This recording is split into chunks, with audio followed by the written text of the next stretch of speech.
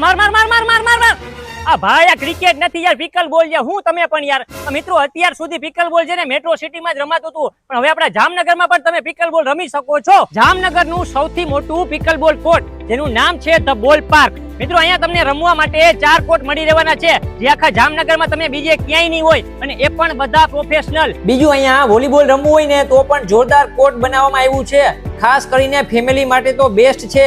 અને સાથે સાથે તમે અહીંયા બીજી ઘણી બધી ગેમ્સનો આનંદ પણ માણી શકો છો, જેમાં બાળકોથી લઈને મોટાને ફૂલ મજા આવશે.